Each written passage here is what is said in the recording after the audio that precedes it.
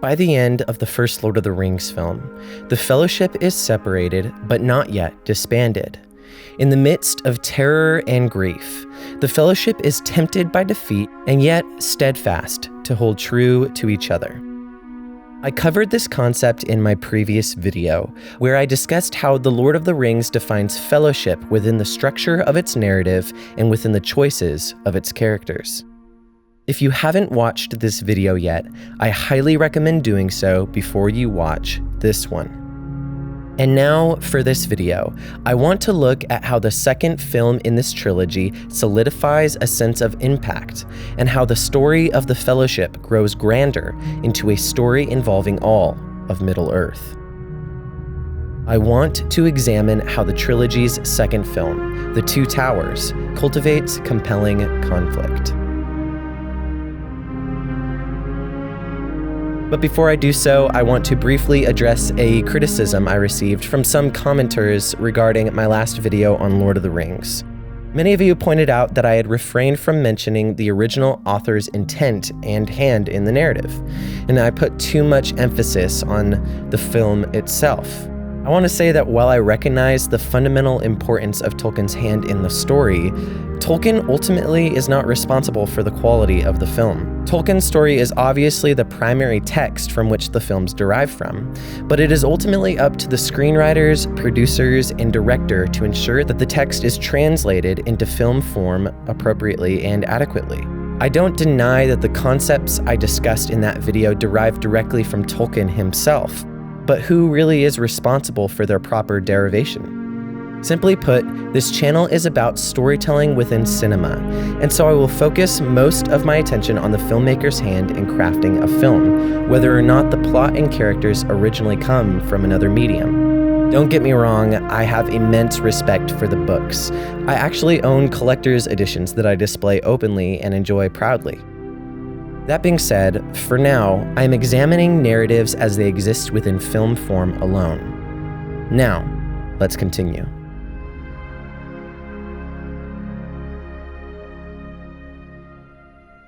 In The Two Towers, there are a handful of traits that help to create a greater sense of conflict in the narrative, and that help us to identify with the arcs of an ensemble cast that spread across a massively interconnected world.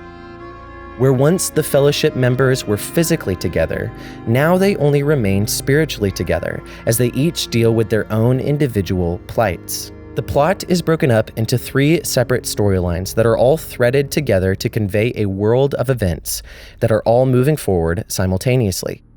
Plot A is Frodo and Sam's journey with Smeagol, following directly from the final shot of the Fellowship of the Ring. Plot B is Merry and Pippin's escape from capture and adventures with Treebeard. And most of Plot C is Aragorn, Gimli, and Legolas's dealings with the people of Rohan. And so, where once the narrative was foundationally centered around a single journey, we are now presented with a vast collection of threads that all affect the story, but yet remain disconnected from each other. This serves to be one of the film's greatest strengths when cultivating compelling conflict. In order for an audience to stay engaged, an audience must be continually kept on its toes. If a film relies too heavily on one place, one plot point, and one conflict, it can often get stale and the conflict easily deflated. This is what one could call a pacing issue. A film seemingly gets stuck on something and has nowhere to go for us to remain invested in the story. So the 3-pronged narrative of The Two Towers is one of the film's best traits, and it is one that utilizes narrative parallelism effectively.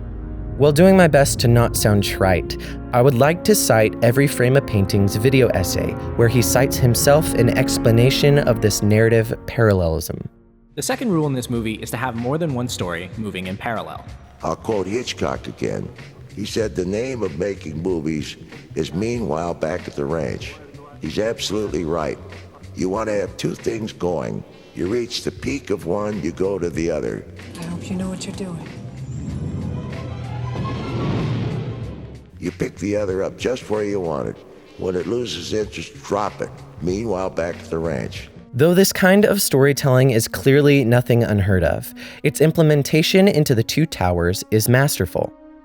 When one scene reaches a climax, we move to a new location, a new plotline, a new arc. We remain invested in the collective conflict of the whole film because we're left in anticipation over each individual conflict as resolutions are withheld from us. For example, when Merry and Pippin's plotline is showcased in this scene, its resolution is withheld from us immediately when it becomes most interesting. The film feeds us just enough to keep us appetized, but not enough to leave us full. It leaves us wanting more, like it does in this scene when Frodo and Sam attempt to enter the Black Gate. When their way is blocked, we don't move on with their plotline automatically, but instead we continue with another as their journey is suspended in animation until we cut to it again. This is the continual practice of the film that helps to keep the overarching narrative and conflict compelling. In addition to its narrative parallelism, the film is also given a greater sense of urgency through the way in which the storylines are each enriched and provided greater meaning by one another. To explain what I mean by this, I would like to introduce a concept called the Kuleshov Effect. Again, I will do my best not to sound trite as this concept has been discussed at length, but the Kuleshov Effect is the principle that sees the assembly of shots in sequential order as the most fundamental form of visual storytelling. Here's Hitchcock's explanation of the concept. What one might call pure cinematics, the assembly of film, and how it can be changed to create a different idea. Now we have a close-up. Let me show what he sees. Let's assume he saw a woman holding a baby in her arms. Now we cut back to his reaction to what he sees, and he smiles. Now what is he as a character? He's a kindly man. He's sympathetic. Now, let's take the middle piece of film away, the woman with the child, but leave his two pieces of film as they were. Now we'll put in a piece of film of a girl in a bikini. He looks, girl in a bikini, he smiles. What is he now? The dirty old man. He's no longer the benign gentleman who loves babies. That's what film can do for you. Essentially, it is what you get when two or more shots together convey new meaning regarding characters or plot. If you have one character standing in a room and you cut to another character in that same room gazing at her with a look of longing and fear, you've posed a whole new set of implications regarding the relationship between these two characters and informed the audience of the internal dialogue therein. So consider for a moment what we get if we transpose this principle of the Kuleshov effect onto a narrative structure, onto a whole web of plot lines. We will find that new meaning and thematic interest is formed as we examine the ways in which the film's interwoven plot lines all invest new meaning in each other between cuts.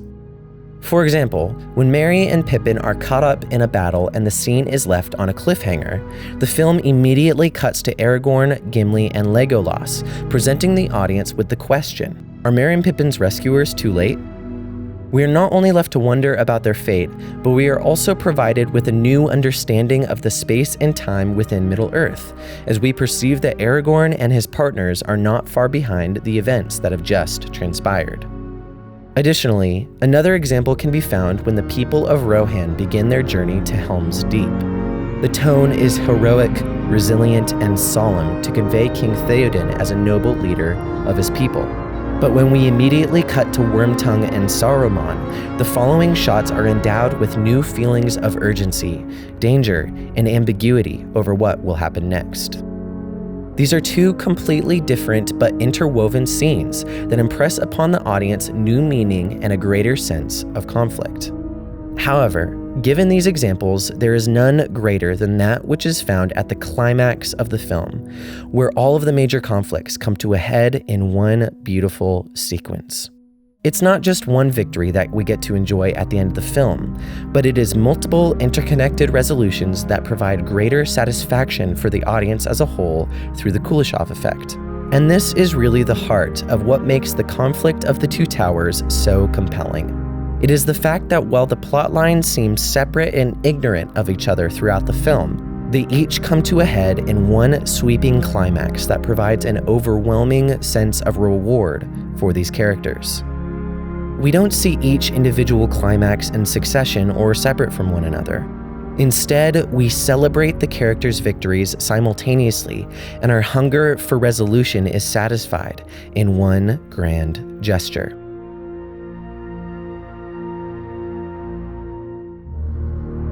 From Sam's sentimental speech, to the Ents' siege on Isengard, to the cavalry at Helm's Deep, each resolution is given new meaning as the film cuts back and forth between these most monumental moments of the film. The ending serves to be a perfect resolution to all of the conflicts that preceded it. It gives meaning and purpose to the tension that was built over the course of the plot, and it embeds in one's reflection of the film a tremendous feeling of fulfillment and relief. And of course, as I've previously discussed, the film's emotional resonance stems from that which was established in the previous film: a love for these characters, an empathy for their struggles, and an investment in their fates. Ultimately, conflict in the Two Towers is compelling because it earned the right to be so. The story established before in The Fellowship of the Ring carries over with all of its weight and impactfulness, and through careful crafting of the narrative structure in this film, the stakes are raised ever more. Yes, we've seen a victory, but we've also seen how devastating the fight can be. And now, 2 films in, we have emotional investment in characters and their relationships, and we have the solemn assurance of a world-defining conflict that feels real and compelling. With these foundations, the film concludes with an ominous picture of the hard road ahead, and it prompts us to wait for the final resolution. Don't go anywhere just yet. I have a question for all of you that I'd love to discuss in the comments. So my question is this: who do you like better as a character, Arwen or Eowyn? They're both really important characters in this story, but I want to hear from you guys. Who do you feel is the better written of the two? Comment below and let me know your answers to that question, and also comment and let me know your thoughts on this video. Also, I want to invite you guys to like this video and subscribe to the channel to get more of my personal analysis on so many different stories within film, television, etc. And I also want to invite you all to become a patron for Weight of Cinema. This is a really awesome opportunity for all of you to become involved in my process, to become involved in the weekly, daily basis of what Weight of Cinema offers for people. Because it's not just things here on YouTube, but when you become a patron, you get really awesome benefits that come out every single week, and I'm in constant communication with my patrons. It's so much fun. And I've also lowered the tier amount since I last talked about Patreon on Weight of Cinema on YouTube, to make things a little bit more affordable and accessible for you all, because I want everybody to be able to become a patron and be invested in this journey with me on YouTube. So go ahead and make your way onto the Patreon page for Weight of Cinema and check out some of the benefits that I offer to patrons and see if you'd like to become a patron. With that, I want to thank you all once again for watching, for liking, for commenting, and for sharing this video. Don't forget to post it online, to share it with your friends, send it to people. Let them know how amazing Lord of the Rings is through this video if you appreciated what I had to say here. So yeah, thank you all once again, and until next time, see you guys.